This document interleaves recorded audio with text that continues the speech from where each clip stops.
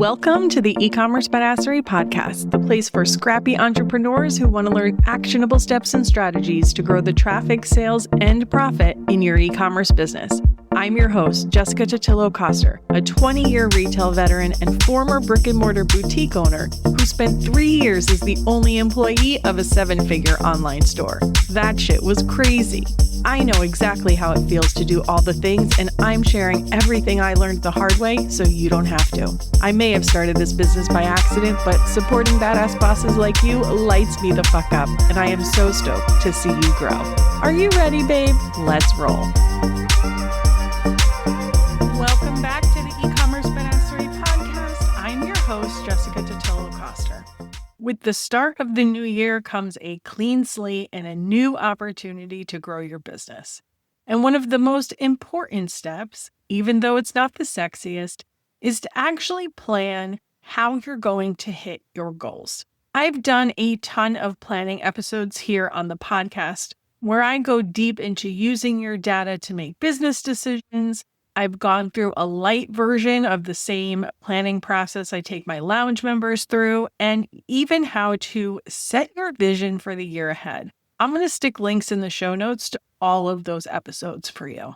And I still fully believe in that level of analysis and planning. But here's what I see happen all the time, especially with super motivated business owners. You start planning, then you keep planning. Then you're suddenly knee-deep in numbers, dashboards, and ideas, and somehow less clear on what you should actually work on next. So today, instead of getting into the nitty-gritty, I wanted to bring you the MVP version of business planning. These are 4 things that if you focused on nothing else, would still move you forward this year. Think of it as a clarity reset. So before you think about sales channels, marketing tactics, or what you're going to be doing this year, we have to start with the thing that everything else is built on. Because if this first piece isn't clear, every other decision you make is going to feel harder than it needs to be. And that first thing is getting crystal clear on your hero product,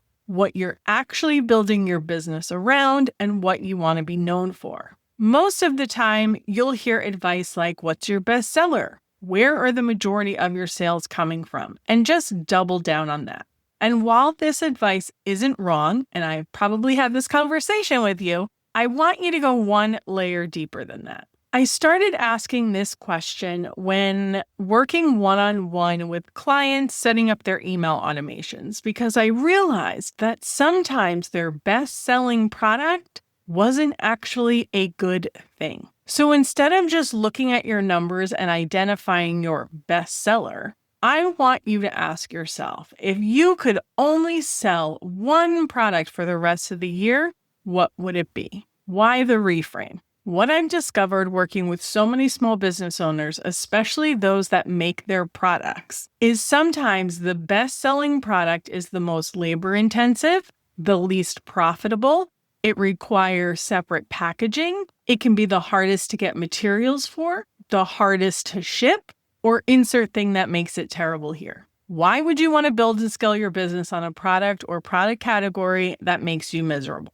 And so, just because something is your bestseller right now, it doesn't necessarily mean that it always has to be. Do I recommend you just ditch that product and go in on something unproven? No. But I do think it's important to recognize this issue so that you can make a change moving forward. Picking a hero product can be difficult for some founders, especially if you have a really wide assortment. You want to sell all the things. I totally understand. And it's not that you won't sell those things. It's just that you might not market them as much. Those are the things you sell once you get someone to your website or to your repeat customers. You may have heard me say before, bring them in with the best and then sell them the rest. That's the idea of a hero product, or in some cases, the hero category. For example, if you sell jewelry, you're probably not going to narrow it down to one specific SKU, but it's likely there's a particular category that drives the majority of your sales. If you sell scented candles, your hero might be the type of scents you create. For example, I had a student, she started her candle business with really unique scents, including foodie scents, scents that the average candle company didn't offer. She was trying to get in the habit of creating seasonal launches, and one spring she did a collection of typical spring scents, lavender, linen, things like that. That launch didn't perform nearly as well as anything else she'd released because that's not what she was known for. Her customers could get that anywhere. They wanted the unique, unconventional, hard-to-find scents she usually created. Being known for something is one of the keys to standing out. You see it in some of the biggest brands out there. Bombas sells underwear and t-shirts, but most people associate them with socks. Stanley sells lunchboxes, but most of us associate that brand with those giant water cups. Juicy was known for the tracksuit, even though they sold other apparel and accessories. Actually, one of my favorite pairs of jeans that sadly no longer fit were a pair of Juicy jeans. They were the perfect high-waisted flare jeans, tight to the knee, and then they flared out. Loved them in the spring and summer with a great pair of platform wedges, but I digress. No matter what you ultimately sell once someone lands on your website, having a hero product or category makes everything in your business easier, from your marketing to your operations. Take my student who runs a clothing boutique. When we first met, she was selling all of the things: graphic tees, jeans, seasonal pieces like jackets and sweaters, accessories like handbags. She regularly got stuck with leftover inventory and was struggling to grow. I gently pushed her, and she eventually decided to put more emphasis on her graphic tees, the category that sold the best for her. Since she has gone all in, her business just continues to grow. Sure, she still sells some of those other items, but she's got a lot less money tied up in that inventory, and she can capture more attention in her niche graphic tee category and put more effort into developing new designs. So this is what I really want you to hear. Picking a hero product or category isn't about boxing yourself in or killing your creativity. It's just about making your business easier to run. When you don't have a clear vision about what you're going to be known for, your business ends up being led by whatever feels loudest or most urgent at the time. And you end up promoting random things, overbuying inventory, you constantly feel behind. But once you do decide, everything else just lines up. You're not always asking yourself, what should I talk about this week? You're not trying to figure out what deserves your attention because you already know. And instead of spreading your energy over all of these different product categories, you're showing up with the same items and reinforcing those ideas over and over and over again, just in a little bit of different ways. And I know that's boring for you, but that repetition is what builds momentum for you as the business owner, because the work becomes easier, and especially for your customer. Once you identify what products are going to drive your business in the new year, then you need to identify your most profitable sales and marketing channels. Where are you going to market and sell that thing? As we've talked about ad nauseum on this podcast, you want to get really specific about where you spend your time in terms of the marketing and sales channels you focus on. We even talked about this last week where we covered the Pulse Check survey results. If you try and be in all the places, you won't do any of them well. The sweet spot seems to be 2 to 3 marketing channels and activities. The trick is to figure out which ones make the most sense for you. So it's time to look at your data and see where the majority of your sales are coming from so you can double down on those, rinse, repeat, and improve your strategy there. And notice I said sales. It's not necessarily just traffic, but which ones are actually contributing to your business. For example, you might be getting a ton of traffic from Pinterest, but if it doesn't convert, there are probably more profitable channels you can focus on. Email marketing should be a non-negotiable since it's the catch-all for everything else, but otherwise, it's likely what you choose to focus on is going to be different than the business owner next to you. You also want this to line up with what you enjoy and want your business to look like. Just like we talked about when identifying your hero product, it's possible you have a channel right now that's at the top, but it's the most taxing, draining, most complicated. Maybe you don't want it to keep being your top channel. In-person markets usually fall into this category. The idea isn't to abandon that channel altogether right off the bat, but to be super intentional about building up the others to replace whatever you want to get rid of. So, if you want to get rid of in-person markets, that means you'll want to optimize the process for growing your email list from those markets and turning in-person customers into website customers. Another example from last week's episode was someone who committed to growing wholesale in 2025.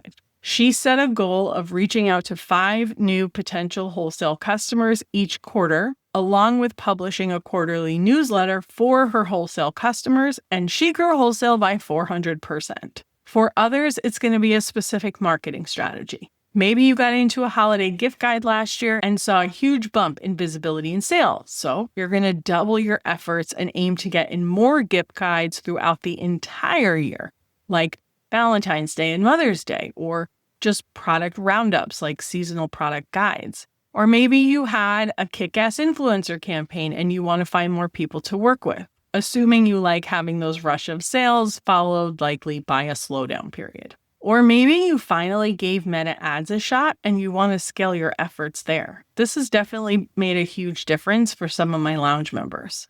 Your ultimate goal here is to identify what's been driving your business so you can do more of it. All right, so you've got your hero product and your hero marketing channels. These are great for getting new eyeballs and nurturing your existing customers. But there's one more really important lever you have in your business.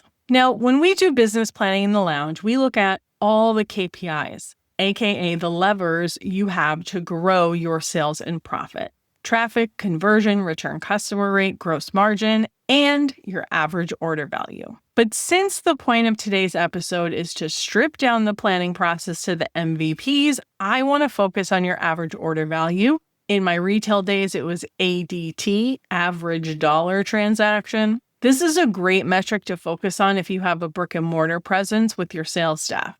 Let's say you have a sales goal of $4,000 for the day and you end up only generating $3,000. Missing your sales goal by $1,000 sounds like a lot, and everyone thinks, oh, there's no way we would have made that amount of money. Like that was impossible. But when you break it down, it becomes a lot more manageable. So let's say you had 60 transactions for $50 each. If you added just $16 to each of those sales, you would have hit your sales goal. Sounds a lot more doable, right? The same is true for your e-commerce business. If you can add a few more dollars to every sale you make, that can add up to big money. The easiest way to do this, increase your free shipping threshold, create bundles, and add cross-sells and upsells.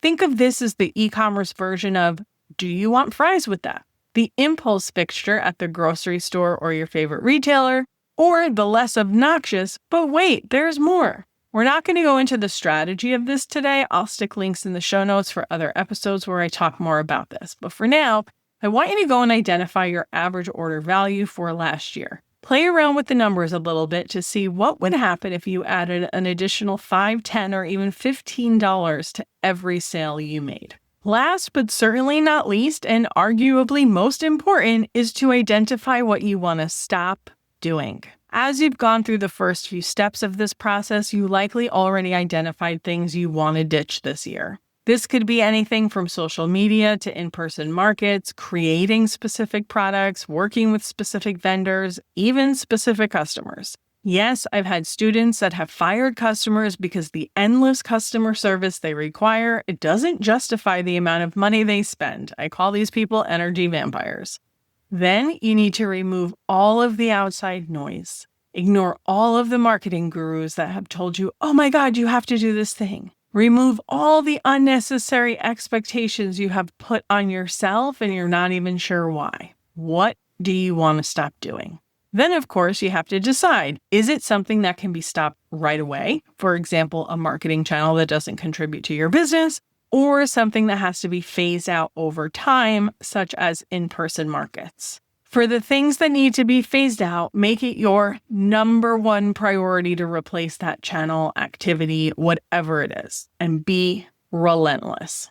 Okay, so to recap, the most important part of the planning process is clarity, really. getting clear on what product or products are driving your business, where to show up to get the biggest bang for your buck, how to optimize your existing customers for maximum revenue and profitability, and identifying what no longer deserves your time, energy, or attention. Once you have those 4 things locked in for the year, everything else gets easier, and you can filter every opportunity through this lens. Will this help me sell my hero product? Does it integrate with the sales and marketing channels I'm already showing up on? Will this contribute to a higher average order value? And does this fit the business model I want? Or is it pulling me back into things I'm trying to get away from? And here's the thing about this process and this filter. It's not set in stone. You might drop things today that you end up going back to later because you miss them, because you're in a different season in your business, because you've got everything running like a well-oiled machine and you're ready to branch out again. As you go through this process, you might feel like you're giving up opportunities. It can feel really hard to say no to things, but it just means no for now. You're not giving up anything. You're just moving your energy to something that will serve you and your business better. A business mentor once said to me, sometimes we have to pull back so we can propel forward like a slingshot. That has stuck with me. Remember, focus is your friend. And if you're ready to put this into action consistently this year, consider joining the Lounge membership. It's the best place to get my brain on your business, the kick in the pants, the support you need to get shit done. Make sure you check the show notes for links to other episodes and resources where you can dive deeper into some of what we talked about today. For example, figuring out the cross-sell strategy for your specific store. If you're in the eCommerce Badassery Vault, make sure you check out the resource library for more support and some of my favorite tech tools to implement what we've talked about. And don't forget to block out your calendar to actually go through this process. Like, listening to the podcast is great, but doing the work is even better. All right, that's a wrap on this week's episode. Thanks so much for hanging out with me today, and I'll see you on the flip side. Thank you so much for listening to today's episode. If you want to learn more about growing your e-commerce business, get started with my free resource library at ecommercebadassery.com/free stuff and get an invite to the Lounge, my e-commerce marketing membership. When you're ready for one-on-one support, apply to work with me at ecommercebadassery.com/apply. Before you go, would you do me a quick favor? Leave a rating and review and tap that follow button. This pushes me up the chart so I can support more scrappy e-commerce entrepreneurs just like you. I'm on a mission to reach as many as I can, and I could really use your help. Thanks so much in advance. Until next time, e-commerce friend, stay badass.